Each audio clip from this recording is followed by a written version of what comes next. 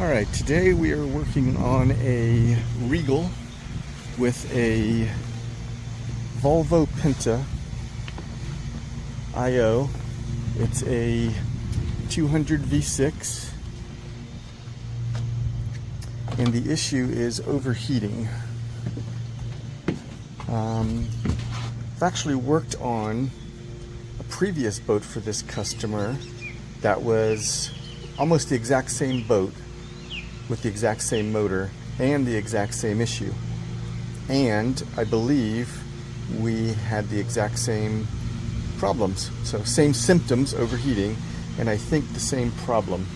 First thing I did was I brought up the motor. You can see, if you look at that motor, it's really coated with pond scum and aquatic plants and stuff like that. So last time the problem was that she had gotten beached and really kind of revved the motor and sucked a lot of sand into the system. This time there was no event that triggered the problem. It just, she was using it and it just started overheating. Seemed to be almost intermittent. She'd use it a while and it'd be okay, then it would start overheating again, and then she'd use it, it'd go into, it'd go into limp mode. She'd bring it home and take it back out again. It would be okay for a while, blah blah blah. So first thing I did was I raised up the outdrive and I took the screens from the water intake down on the foot. Took those off, which was a trick, because as you could, I didn't get in the water. I had to lean up over and pull those screens off. It's not a screen per se. It's a cover that has small holes in it, so it acts as a screen, but it's not like a mesh screen that you would think of. I'm sure all of you have seen it. I wanted to make sure that there wasn't anything sucked up in there. I did a reverse, you can see the hose connected. I did a reverse flush, hoping I could, maybe kick anything out of there. That's the first thing I thought of, because you could see this is what she comes in and out of. And most of these aquatic plants probably aren't that bad, but that stuff is killer. Sorry, customer came out and I don't think she wants to be on camera. So I did a reverse flush. As long as I have the hose on it, I can run it as long as I want. There's no overheating. But the moment I take the hose off and lower the drive down, just use the raw water and water pump, it immediately overheats. As most compact bow riders that have an IO in it, you have to take the entire seat off. The first clue that there's a problem was the cap of the water pump. And that's a telltale.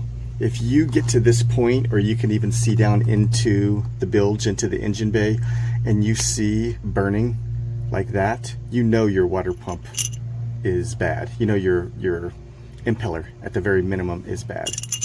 So that's the cap that goes on the end of the water pump. Right there. So that's a telltale. And sure enough, we pulled the water pump off, and there you have it. It's just toast. Now it's a fairly low hour motor, and the new owner hasn't put that many additional hours on, so most likely it was already in really bad shape when she bought it. So that's for sure needs to be repaired. Whether that's the entire problem or not, we don't know. Now anytime you see missing fins like this, you have to be concerned, because that rubber went somewhere, right? So with the water pump, so this is your intake, and this goes out. It goes out and right there, and then up into your heat exchanger. So last time I had to pull the heat exchanger, and it was just filled with sand, a lot of the missing fins, and just all kinds of debris. So we don't know for sure whether or not the heat exchanger needs to be cleaned out, but honestly, it's such a pain to get to this point, you may as well pull that heat exchanger. It's only 4 bolts, one there, and then there are 2. Let's see if I can get you way back here. not sure if you can see that or not. There are 2 bolts back there. So not a big deal. You pull those off. You do have to pull the hose off, which is kind of a pain, but not the end of the world. I don't even see a hose clamp on that. Is there one? Yeah, there's a hose clamp on it. So, if you're missing fins and you go to replace the impeller and rebuild the water pump, you may as well go ahead and pull your heat exchanger. I did all this before and I took some pictures of it, but I figured if I'm doing it again, this time I'll actually take some video. All I have is my phone on me. I didn't bring my GoPro, so I can't really strap it to my head or do first person or clamp it on something. So you probably won't see me pull all of this, but once I pull it, I will show you what I find. By the way, the part number for this is 217-00445. And with this one, you know, Volvo Penta parts are a lot more difficult to source than Merc Cruiser or any outboard. Those I can go to Crowley Marine or boats.net and look up a diagram and find the part number very quickly. You just don't have anything like that when it comes to Volvo. If you know of one, please let me know in the comments. But this side is where the part number would be. So if it's not in really bad shape, you can simply pull the cap off and read the part number. Let me show you what I mean.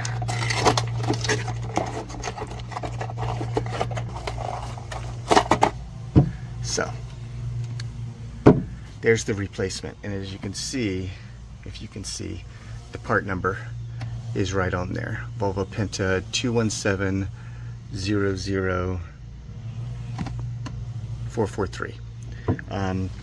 But again, if you see that when you get down this far and to getting ready to pull off your water pump, most likely when you open it up, you're going to find this, and you're not going to be able to know what the part number is. So this is the outside, and they do that. You could tell because, again, they make this end removable so you can inspect the impeller somewhat without actually having to pull the entire water pump off.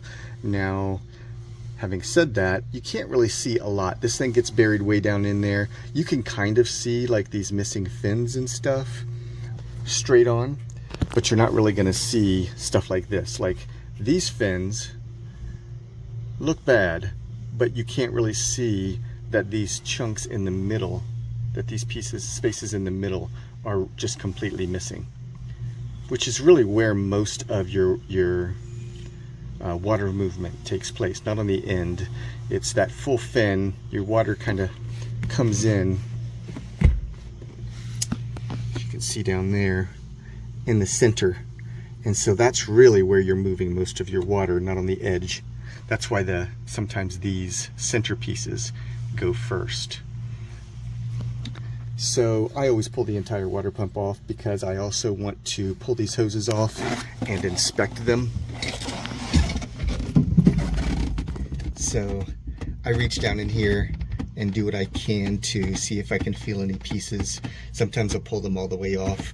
I'll probably give this another reverse flush right through there after I have this heat exchanger off. If you get yours off and then you forget which way it was supposed to go in and you're questioning that, it's not too difficult to figure out, because this is your intake and that is your output.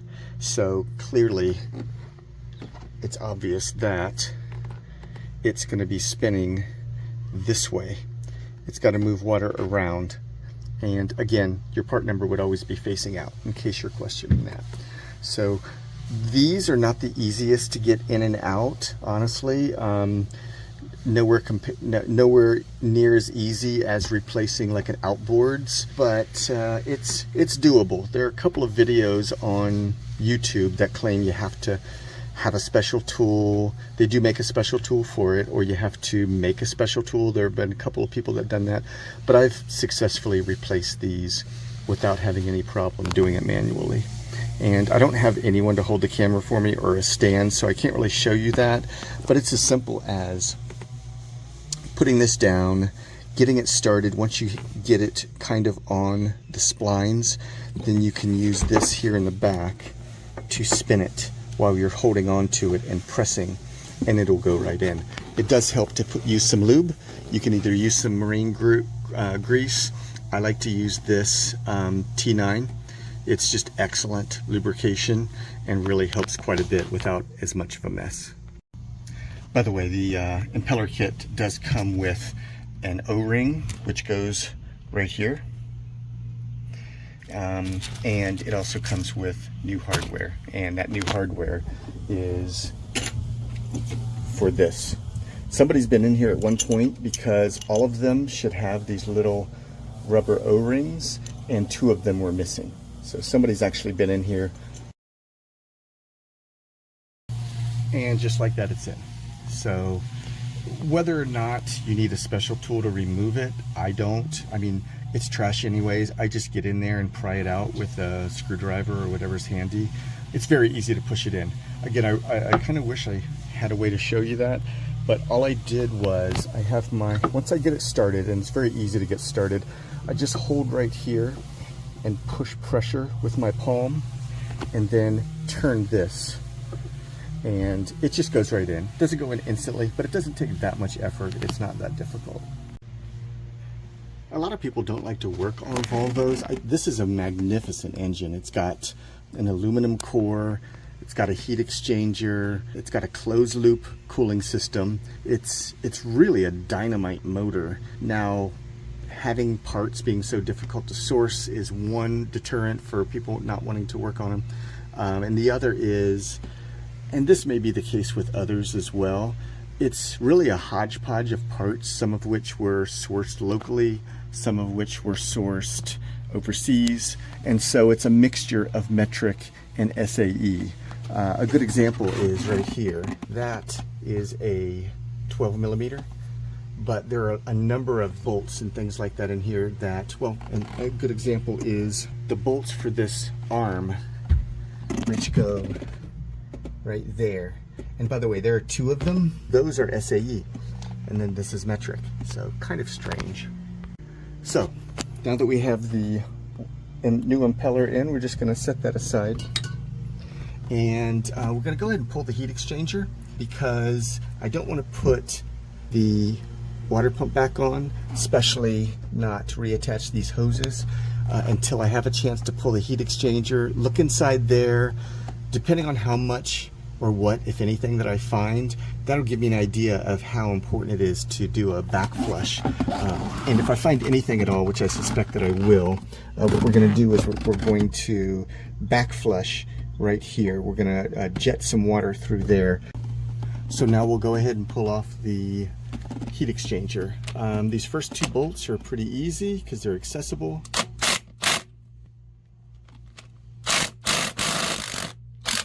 And I wouldn't pull them all the way off until you have them all loosened.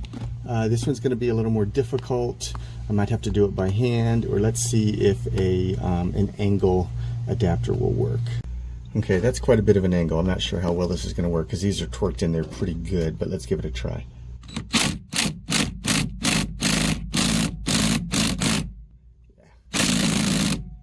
So this is just a cheap Harbor Freight impact wrench, and it has seen better days. It's been through some, it's meant for light duty, and I've put it through some heavy duty, so we may just need to do this by hand.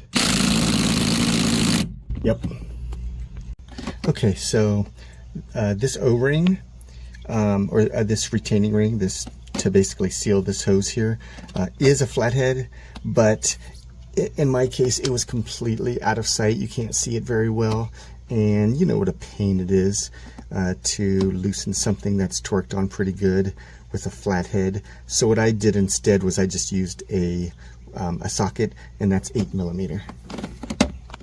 When you loosen that, as you start to loosen it, if you start to hear like water movement that's unexpected, that's totally normal. When you loosen that up, you're gonna see some water kind of flow through here, so don't be alarmed. Okay, Now for the back bolts. They're not too inaccessible. They're pretty easy to get to. There's one right there and then one right there. And you could just get that with like a socket and extension. And just a note on the top bolt, of all the 4 bolts, that's probably the one that is the least accessible. You may have to kind of move the oil dipstick. Well, the dipstick is right there, but the oil drain tube goes very, very close to that bolt and may be in your way. You don't really have to disassemble anything, but you may have to kind of squeeze it in there in order to get that socket to land properly and seat properly on that bolt. So these bolts don't come out easy. This is the first time this heat exchanger has been pulled off, and as you can see, there's blue Loctite on it. So you're not gonna finger loosen these. Like a lot of bolts, once you break the the tension, you'll be able to pull it out the rest of the way with your finger, or maybe just with your finger turning the the socket or the extension. That's not the case here. And then also, and this is just my personal preference when taking things out that are mounted like this, I always like to take the bottom bolt out first. That way it's kind of hanging from the top bolts. If you take the top bolt out first, the whole thing can kind of go lopsided and put stress and tension on this bottom bolt and make it more difficult to get out. Then you've got to kind of hold this back in place. So just easier this way, because the natural leverage is when you take this out, it's just going to rest against there as opposed to this kind of falling over, if that makes sense. So I'm in Florida, and I always try to get, schedule my jobs fairly early, because it just gets so oppressively hot here after like 10, 11 o'clock, 12 o'clock that it's crazy. And we always get afternoon thunderstorms. Unfortunately, she wasn't available and didn't really want me working on the boat without her here. So I didn't show up until noon, and I may not make it today. It looks like we may very possibly get rained out. Now I'm undercover here, but in Florida, it rains sideways a lot of times. It's wind-driven rain, so we'll see how it goes. So 3 bolts are out. If I were to pick an order, for me personally, I take this one out first.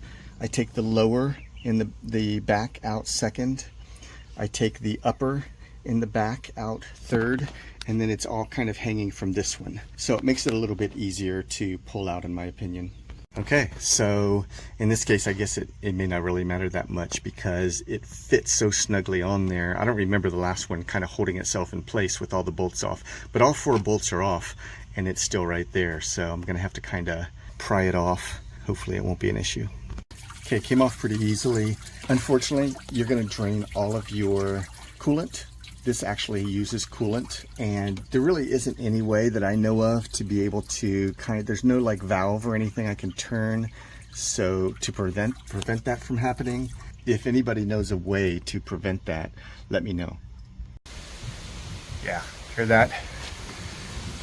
See how the wind's picking up? It's gonna rain like sideways. I just hope if it's raining sideways, it's raining this way, because we do have pretty good coverage there. If it rains sideways from here or there, we're screwed. Anyways, got it off. Probably of everything, the most difficult thing is this rear hose here. It's just kind of difficult to get to, but it's not too terrible as things go. If you're used to working on IOs, you know that everything is inaccessible.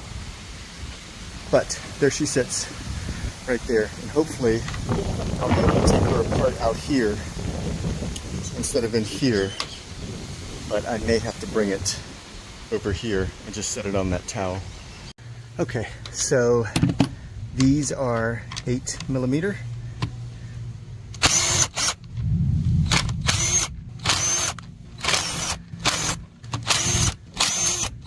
So we're racing against time here.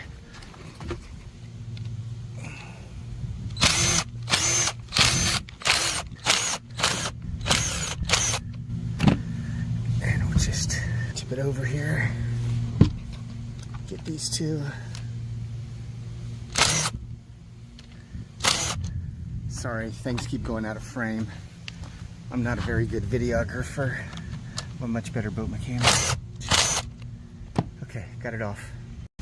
All right, these are pretty easy to get off. They actually give you some nice little pry points here, which makes it pretty easy. So a skinny screwdriver just pops that right off, and just pops that right off. And as you can see, we definitely have some debris in there. So I've seen worse. The last time I did this for her, it was way worse, but that's certainly going to impede the water flow. Same thing here. So let's snap a couple of pictures so I can show her. And really, there's not much to it other than that. All we do is just jet some water through there, remove that debris, put it back together, and reinstall. So I could already see, in addition to the debris that we have, look, there are the pieces of the fins right there. So that's where they made it to. It's actually kind of encouraging, because if they got caught up here and didn't make it through to the other side, then they didn't make it, hopefully, into the water jacket of the motor, because that would mean an engine pull. And that's what they had to do last time. Even though I cleaned it out, so much debris had gotten through. More sand than, just rubber and stuff, but so much sand had gotten through there that it went right into the water jacket of the motor and caused some pretty major problems. So the one upside to this storm coming is it just dropped the temperature probably by a good 10-15 degrees. It was 95 when I got here. We're probably down at least at 85 at this point, if not 80. Okay, got her all cleaned out. At least I got this done before the rain started. So in addition to a lot of the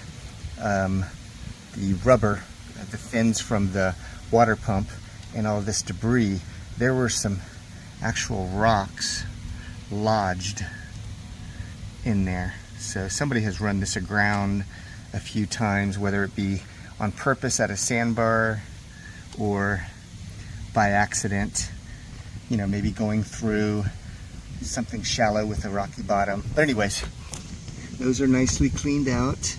You want to jet through both sides. There's another little rock right there. Let's see. So what I'll do is I'll jet it from the opposite side to push that out before I put it back together. Make sure you don't forget the O-rings. They won't usually fall off, but just make sure. And also make sure you have your fins here correct. What I like to do is just when you pull it off, just let it sit right there on each side, and that way you won't have any problems. All right, there's the rain. It's not so hard yet. This is nothing. Hopefully it'll stay like this, because it just cools things off nicely and won't start raining sideways with a bunch of wind. I went ahead and after washing it off, I brought it inside here, and I'm just going to reassemble it now. So one of the reasons that I videotape is to make sure that I'm putting everything back together correctly, because it's easy to get confused. Now some components, some parts have a bolt pattern so that something like this lid will only go on one way. This is not the case with this heat exchanger, so you need to make sure that your fins are on the right way. You can easily put it on this way and it'll bolt on without any problems, but it will cause you problems in the future.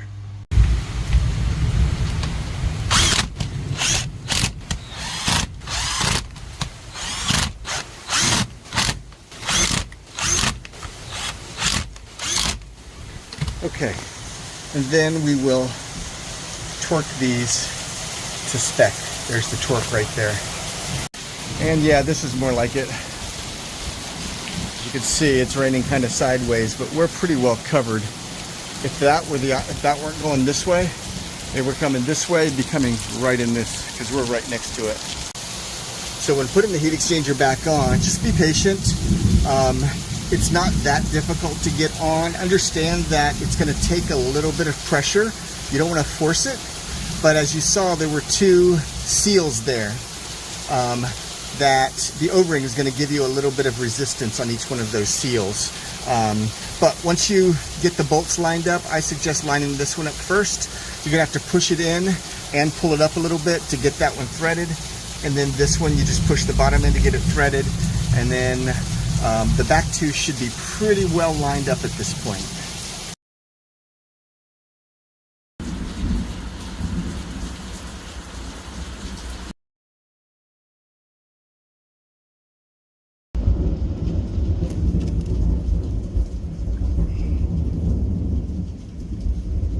All right, it's finally bolted back on.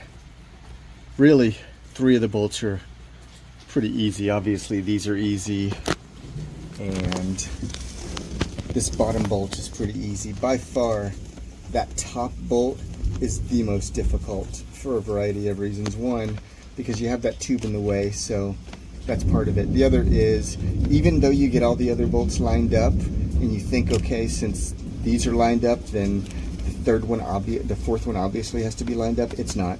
This is where having a camera comes in handy, so that you can put the camera down there and see which way you need to move it. Otherwise, you're just completely blind. If it's not threading, you don't know whether it's, sitting too high, sitting too low. It needs to move backward, forward, diagonally. In this case, it was diagonal, which really sucked. It had to go up and to the left.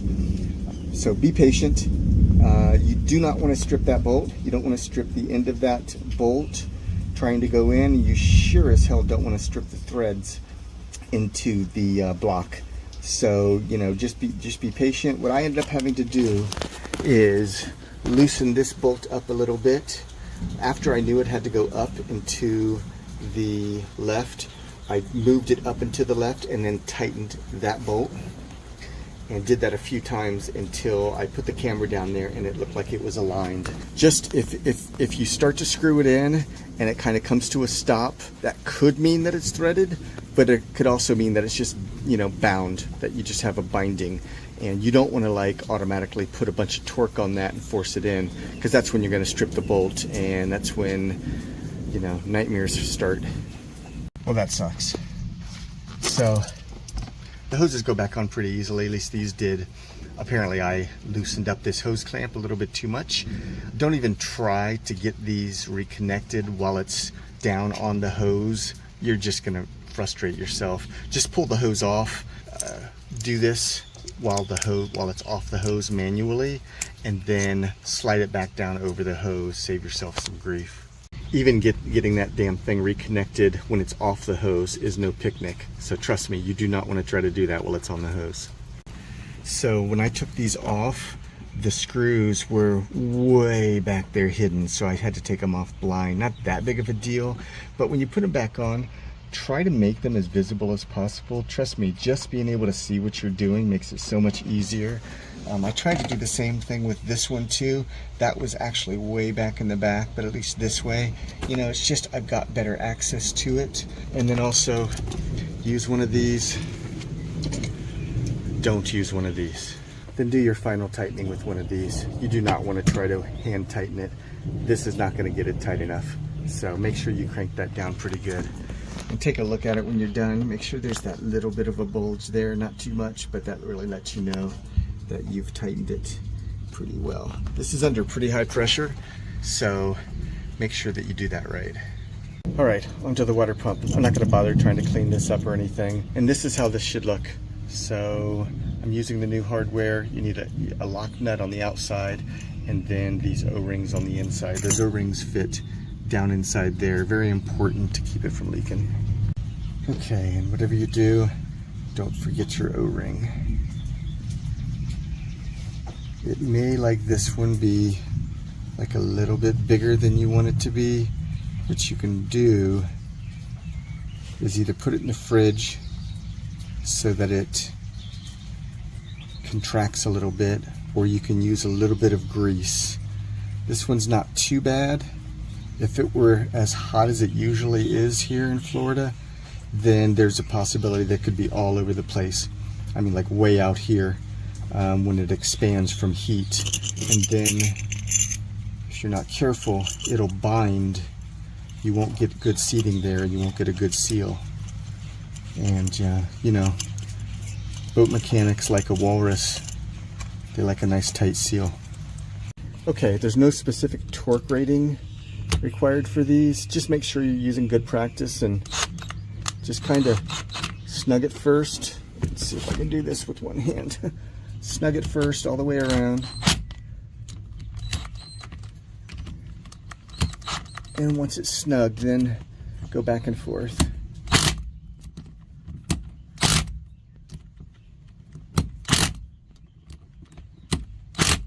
And I'll just do it one more time.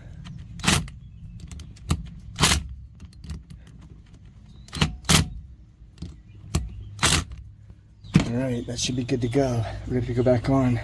So in order to get this back on, there are only 3 bolts, but you need to twist this to line it up with the bolt pattern back there. Let's see if I can get you down there. See the bolt pattern? So you've got to line these bolts up with that. In fact, if you look at it from this side, you'll see that this won't even go in unless those bolts are lined up because of these little grooves.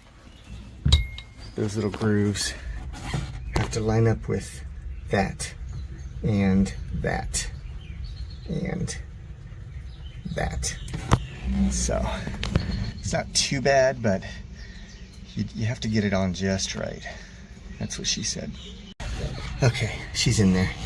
What also makes it tricky is those 2 bolts in the back that with this little retaining post also have to be lined up. So you have to get those lined up and then that bolt pattern lined up as well. The nice thing about it though is once it's in, you're not going to be searching for the threads like I did with this goddamn heat exchanger, because that lines up with it. Those little grooves lines it up. There's really no making a mistake as to whether or not the holes in the bolts are going to hit the threads. So really now all there is to do is to get those bolts in there just to make sure that it is in the right spot, and then I need to hook up those 2 hoses and give her a shot. All right, we're reassembled. So far so good. We've had it running for maybe 3 to 5 minutes, and we're well under the 175, which is good.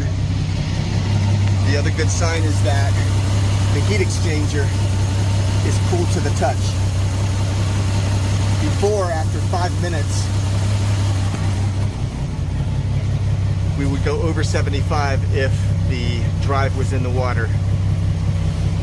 And the heat exchanger got so hot to the touch that it took, well, several hours. I had to wait overnight, basically, and come back, which we had to come back for the part anyways. But I had to wait a long time to be able to even work on it. Oh, no. Oh. But it's not even over 75. Or 175.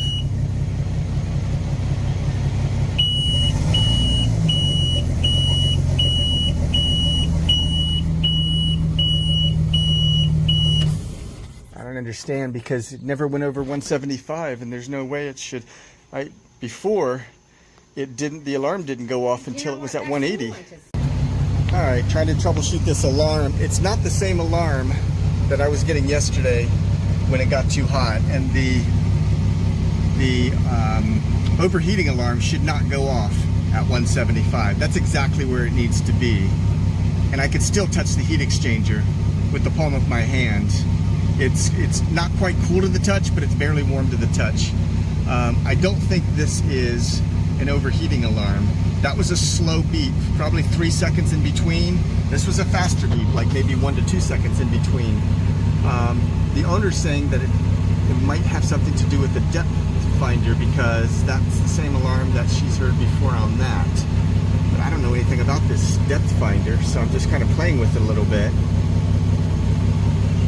It's running again and it's not happening, so maybe that was it. All right, well, it turned out the alarm was the depth finder. It's not overheating, everything's good to go. Little tip on removing and putting this panel back on, and I learned this the hard way. So I was reaching way down, scraping up all my arms, you know, going up against the hot motor and everything to get to these. This is flexible, so start on one side and you can literally do it like this.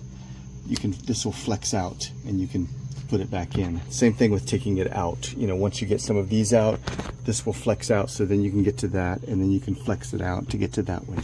And then don't forget to put your brace on like I just did, because now I get to take this back off again, put this on, and put it all back together all over again. Luckily, I've done it enough times that I can do it pretty quickly. So hopefully you won't make the same boneheaded mistake that I did and forget the bar. But if you do, you don't have to completely take this all the way apart. Those are the ones that are hardest to get to. You can literally just take this one, and those two. And like I said, this is flexible, and so you can get to where that brace goes in. So, all back together. Job done.